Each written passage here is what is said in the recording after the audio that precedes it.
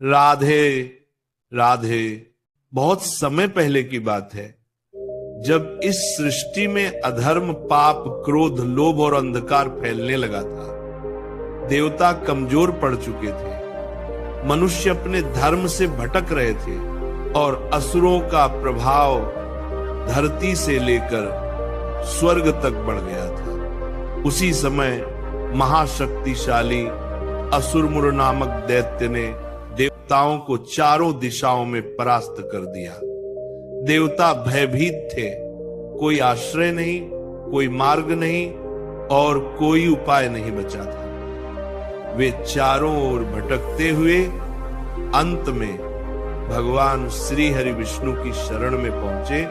वहां पहुंचकर देवताओं ने रोकर कहा, हे प्रभु, हम अधम, कमजोर और दीन हैं। आपकी कृपा के बिना हमारा उद्धार संभव नहीं। असुरमुर ने हमें चारों तरफ से घेर लिया है, हमारी शक्ति खत्म हो चुकी है, हम निराश हो चुके हैं। भगवान विष्णु मुस्कुराए, क्योंकि जहां भक्त सच्चे हृदय से पुकारता है वहां देर हो सकती है, लेकिन अंधेरा कभी स्थायी नहीं होता।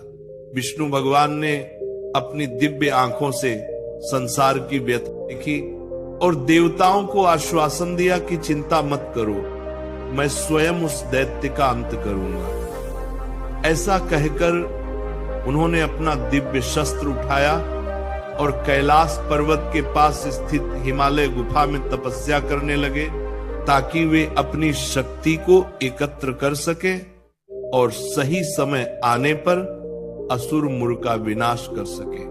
उधर मुर दैत्य को पता चल गया कि विष्णु भगवान तपस्या में लीन हैं। दैत्य ने अपनी सेना के साथ आक्रमण कर दिया, लेकिन भगवान विष्णु तपस्या में गहरे डूबे हुए थे। ऐसा प्रतीत हुआ मानो जैसे वे स्वयं को स्थिर कर चुके हों। तभी मुर दैत्य उस गुफा के अंदर पहुंच गया और उसने अपने तेज शस्त्रों से विष्णु भगवान पर वार करने की कोशिश की, परंतु पाप का कितना भी तेज वार हो, धर्म की रक्षा हमेशा होती है। विष्णु भगवान का दिव्य शरीर उसे छू भी न पाया। तभी एक चमत्कार हुआ। भगवान विष्णु के शरीर से एक बेहद तेजस्वी, अत्यंत दिव्य, अद्भुत तेज वाली एक कन्या उत्पन्न हुई। उसका रूप इतना तेजमय था कि स्वयं मुर दैत्य भयभीत होकर पीछे हट गया। वह कन्या कोई साधारण शक्ति नहीं थी, वह स्वयं भगवान की दिव्य ऊर्जा थी, जो जगत को पाप से मुक्त करने के लिए प्रकट हुई थी। वह कन्या दैत्य मुर के सामने खड़ी हुई, उसके तेज ने पूरा वातावरण प्रकाशित कर दिया।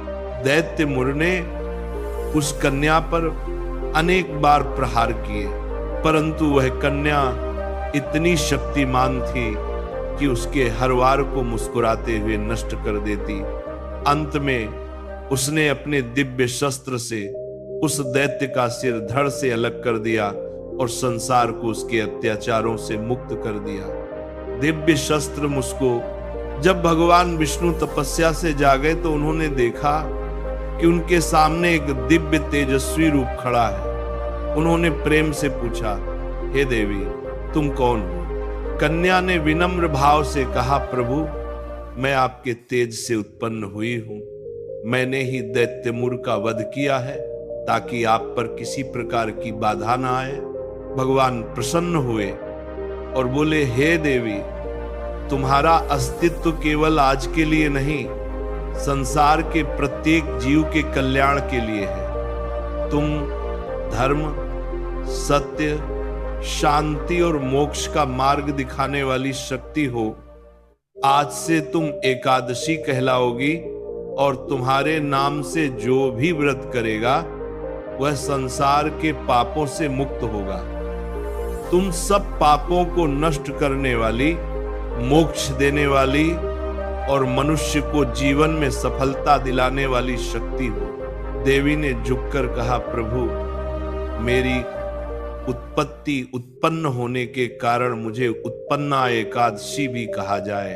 भगवान ने वरदान दिया कि जो भी इस एकादशी का व्रत रखेगा, श्रद्धा से, मन की पवित्रता से, भक्ति के साथ, वह जीवन में कभी अभाव नहीं देखेगा। उसके घर में माता लक्ष्मी का वास होगा, विपत्तियां दूर होंगी और उसके पाप उसी प्रकार नष्ट होंगे जैसे तुमने दैत्य मुर का विनाश किया। यही कारण है कि यह एकादशी सभी एकादशियों की जननी कही जाती है। जिस प्रकार एक बीज से अनेक वृक्ष उत्पन्न हो सकते हैं, उसी प्रकार उत्पन्ना एकादशी का व्रत करने से वर्ष की अन्य सभी एकादशियां सिद्ध हो जाती हैं। यह कथा सिर्फ देवताओं की नहीं, हमारी भी है। हर इंसान के जीवन में एक दैत्य मूर होता है, कहीं क्रोध का रूप, कहीं लोभ का रूप, कहीं व्यसन का रूप, कहीं दर्द का रूप, कहीं परिस्थितियों का रूप। जब मनुष्य हार मानकर अंदर ही अंदर टूट जाता है, जब उसे लगता है कि अब कोई सहारा नहीं, तब भगवान वही शक्ति उसके भीतर जगाते हैं जो उसके पाप, दुख और परेशानियों का वध करती है। ठीक उसी दिव्य कन्या की तरह वह शक्ति आज भी हर एक भक्त के पास आती है, बस उसे पुकारना होता है। उत्पन्ना एकादशी की कथा सिर्फ एक असुर के मारे जाने की कहानी नहीं है। ये एक ऐसा गहरा संदेश है जो हर इंसान के जीवन से जुड़ा हुआ है।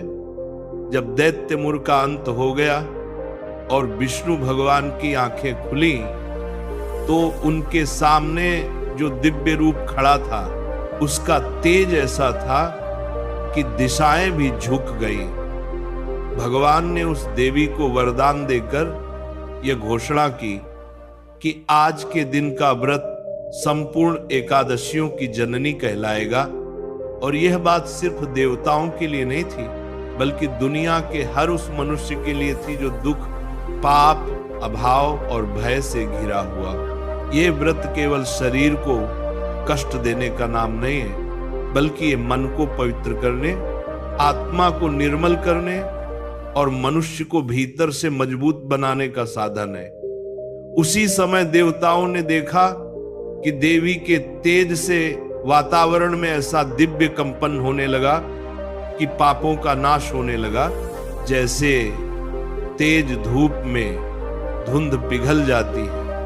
तभी विष्णु भगवान ने घोषणा की, जो भी भविष्यों में उत्पन्ना एकादशी का व्रत करेगा, श्रद्धा, विश्वास और सच्चे मन से, वह मनुष्य जन्मों जन्मों के पापों से मुक्त हो जाएगा। ये सुनकर देवी ने प्रार्थना की, हे प्रभु, मनुष्य के जीवन में कई बार ऐसी परिस्थितियां आती हैं जब वह मन से कमजोर हो जाता है, उसका विश्वास टूट जाता है। तो ऐसे मनुष्य को क्या करना चाहिए? भगवान ने मुस्कुराकर कहा, मनुष्य को सिर्फ एक काम करना चाहिए, सुमिरन। साधारण सा शब्द है, पर शक्ति।